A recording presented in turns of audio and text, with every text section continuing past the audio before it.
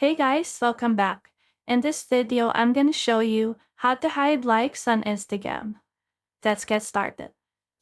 Firstly, open up by clicking at your profile icon at the bottom right corner of your screen. Then open the post that you want to modify, and then click the three dots at the top right of the photo.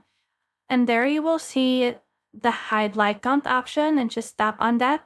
And that's how you can easily hide your like count on an existing post. For new posts, you can already modify this setting. So let me show you how to do it. Let me just create the post. And then this part, scroll down and look for advanced settings and tap on it, and then toggle the button on beside hide like and view counts on this post. And then just go back to the settings page and click share to share your post to your followers. And that's how you can easily hide your like count on Instagram for new posts. If you have found this video helpful, simply leave a like below or subscribe because it helps me reach more people. See you soon!